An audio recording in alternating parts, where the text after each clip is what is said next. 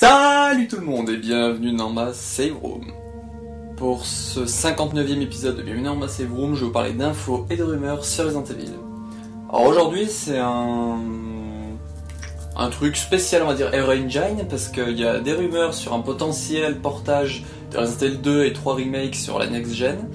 Une info Resident Evil 7, une petite info, je passerai vite fait dessus, et des rumeurs sur Resident Evil 8. Donc c'est les 4 jeux Resident Evil R-Engine. Mais avant cela, je vais vous faire un instant promo que vous pouvez passer si ça vous intéresse pas. Vous avez en description les timecodes pour aller directement au générique ou aux infos et rumeurs qui vous intéressent. Mais là du coup je vais faire un petit instant promo. Donc pour commencer, je parle en premier de la vidéo de Capucine parce que c'est la personne la plus importante pour moi, donc elle passe en priorité. Donc elle a fait une petite vidéo qui dure une quarantaine de secondes où elle montre le glitch dans Resident Evil Code Veronica qui permet d'avoir une plante verte en infini. Voilà, donc elle montre vite fait, elle explique pas non plus comment elle fait, mais bon, si vous connaissez un peu le jeu, vous comprendrez comment ça fonctionne. Et puis c'est peut-être un glitch connu, je sais pas, mais je partage parce que c'est du de Resident Evil et puis c'est mon ami, avec un grand A. En parlant d'amis, l'ami Elskide a lui aussi fait une petite vidéo qui dure une vingtaine de secondes où il est tombé sur un bug sur Resident Evil 4. Donc voilà, j'en parle, j'en fais un peu la promo parce que c'est Resident Evil, voilà. Thalys Moore, je vous mettrai le lien de sa chaîne en description, comme tous les liens des vidéos et des chaînes que je parle en instant promo. A repris son let's play sur Resident Evil 3 original, donc j'ai pas encore repris, donc dès que je peux j'y regarde. Donc un épisode qui dure je crois 30-40 minutes et l'autre qui dure 1h15 je crois. Donc voilà, donc si ça vous intéresse, un let's play sur Resident Evil 3 original, donc Resident Evil 3 Nemesis, il y a Thalys qui a repris Et pour terminer, Carole Quinten a encore fait une petite vidéo où elle parle de plusieurs infos, rumeurs en vrac sur des consoles, des jeux et tout, dont Resident Evil 8. Et elle parle des rumeurs que je vous avais parlé une fois qui nous donnent l'esthétique, comme quoi il y aurait des PNJ dans Resident Evil 8 et que Ethan sera en place principale. Donc elle parle de ça, donc si vous voulez voir un peu l'instant, c'est en description, je crois que ça va prendre autour de 3 minutes. Mais bon, voilà. Donc c'est terminé pour l'instant pour Homo, passons aux infos et rumeurs.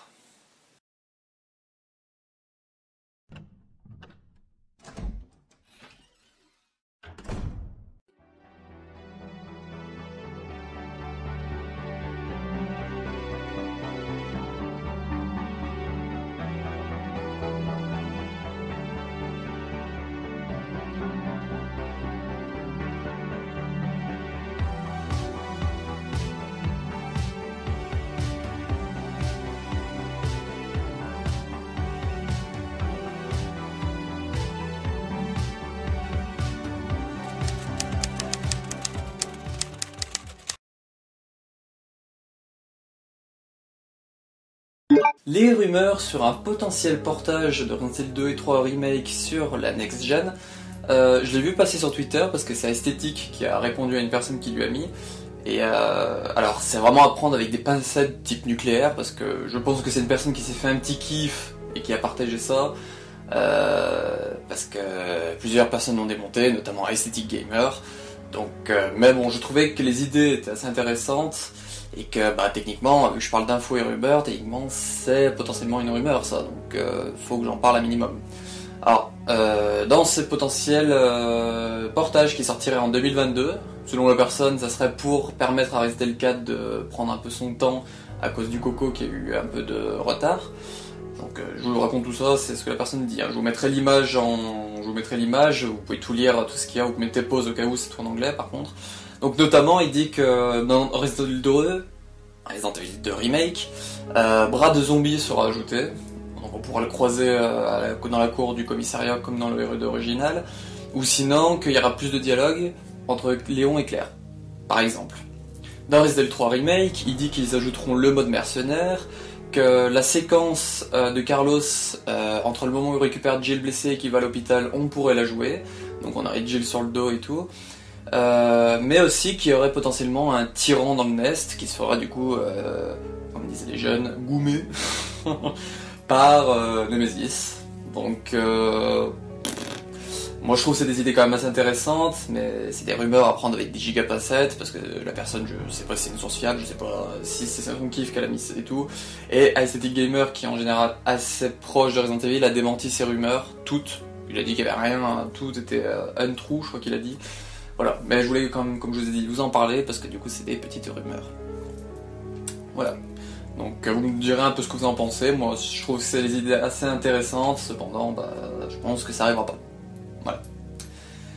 Ensuite, Resident Evil 2 et Resident Evil 3 Remake n'étaient pas les premiers Resident Evil sur le Unreal Engine, le premier c'était Resident Evil 7.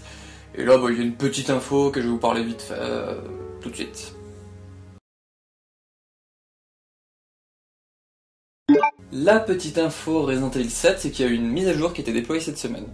Alors, là aussi c'est Aesthetic Gamer qui l'a partagé et tout, parce qu'il dit qu'il trouve ça quand même bizarre, parce qu'il dit que ça fait un moment que Resident Evil 7 n'a pas eu de mise à jour, et la mise à jour de ce que j'ai compris aurait été sur Xbox One, PS4 et PC, Steam, en gros. Alors, c'est à confirmer Steam, parce que j'ai vu certains me dire qu'eux ils n'ont pas eu de mise à jour, donc à voir, mais Aesthetic dit que lui il l'a eu, donc on verra. Et du coup, ils se demandaient ce que ça pourrait être cette mise à jour, parce que des correctifs de bugs 3 ans après, c'est quand même bizarre. Donc, les commentaires que j'ai vu le plus souvent revenir, c'est que Capcom est en train de travailler pour refaire du coup le redesign de Chris de Resident Evil 7 pour le faire ressembler au Chris de Resident Evil 8, qui est du coup beaucoup plus ressemblant au Chris qu'on connaît. Alors, si c'est ça, ils ont intérêt à vite le faire avant Resident Evil 8, parce que j'ai envie de refaire Resident Evil 7 avant Resident Evil 8, et du coup, j'aimerais bien avoir à la fin un vrai Chris. que Mr. Redfield pas beau. Donc si c'est ça, j'espère beaucoup, et j'espère que ça va être bon, parce qu'il y en a plein qui l'ont refait et qu'ils ont pas vu de changement. Donc c'est peut-être en prémisse à... Peut-être au Tokyo Game Show ils vont faire du coup la petite mise à jour qu'il y a eu il y a 2 semaines, on va en refaire une pour vraiment la valider et tout, que du coup il y aura le redesign de Chris et tout. J'espère vraiment que c'est ça. C'est tout des suppositions ce que je vous fais là, mais ce qui est certain c'est qu'il y a une mise à jour cette semaine. Voilà. Ensuite, Resident Evil 7 sorti en 2017, et en 2021 nous aurons sa suite directe avec toujours Ethan, un personnage principal comme je vous disais en introduction, qui est Resident Evil 8, Resident Evil Village, et j'ai dessus des petites rumeurs donc, qui viennent d'Aesthetic toujours.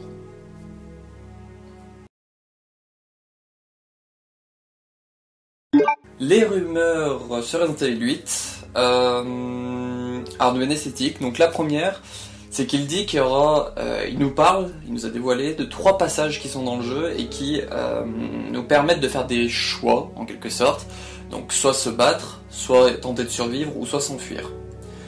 Alors, bon la nuance c'est un peu une petite entre se battre et fuir, et survivre, il y a aussi sinon se cacher. Donc le premier passage, c'est au début du jeu, il y aurait un moment où il faudra choisir de combattre ou se cacher, dans potentiellement une cave. Sauf qu'après quand on sortira, on se fera attaquer par par le personnage que tout le monde nomme le Gorilla Man, donc avec son espèce d'âge marteau, et des Beastmen. Donc quand on se fera attaquer là aussi, on aura le choix de soit tenter de combattre, soit survivre à minimum, ou soit fuir. Donc ça je trouve ça quand même intéressant, parce que ça voudrait dire qu'on n'est pas enfermé dans une zone avec eux, techniquement, parce que si on peut s'enfuir, c'est qu'on est ouvert à aller dans la prochaine zone, qui sera peut-être un checkpoint, avec peut-être une barrière à fermer, une porte, quelque chose dans ce genre-là, qui les bloquerait du coup de l'autre côté. Un peu, j'ai envie de dire, comme Resident Evil 4, après avoir passé la petite maison, donc où Vitores Mendez nous attaque, il y a la tronçonneuse.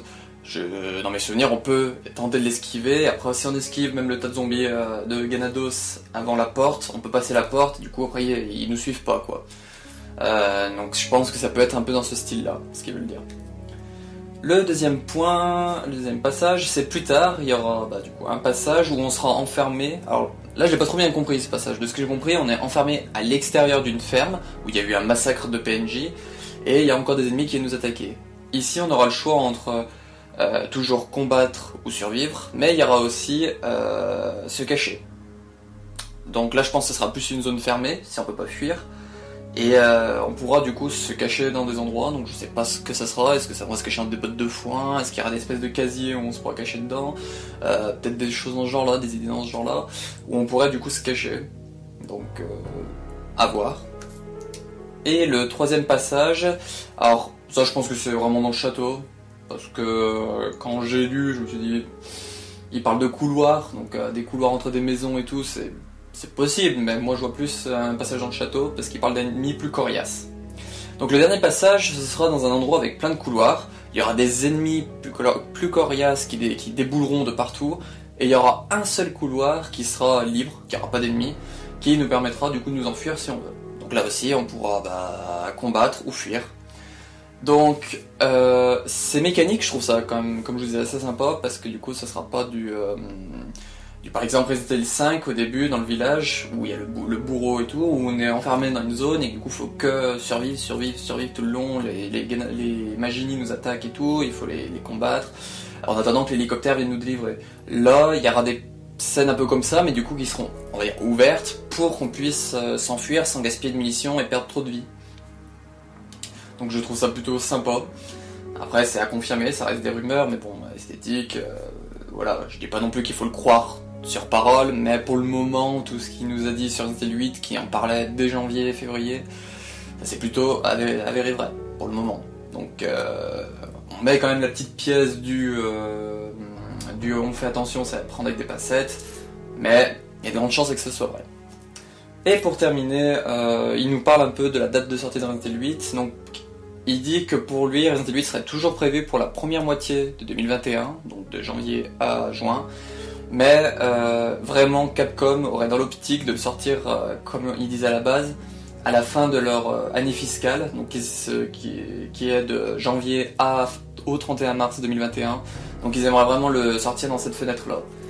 Donc on en saura peut-être plus au Tokyo Game Show dans 2 semaines. On en sera plus là-bas. Je pense que la date de sortie sera dévoilée là-bas, avec potentiellement l'ouverture des précommandes. C'est tout de suite plus long que chez moi, mais bon, c'est un petit peu logique qu'il se bouge un peu.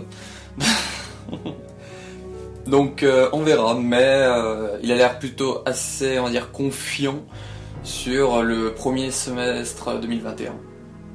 Voilà. Donc c'est terminé pour ce 59e épisode de Bienvenue dans ma Save Room d'infos et rumeurs sur Resident Evil numéro 31 je crois. Donc j'espère que vous aura plu. Cette semaine, comme vous avez vu, il y a une petite vidéo un peu surprise qui est sortie de Fan Theory où je parle du marchand de Resident Evil 4 qui pourrait être de la famille Serra. J'ai fait un deuxième épisode avec Elskide qui est Devil May Cry est-il la suite de l'univers Resident Evil.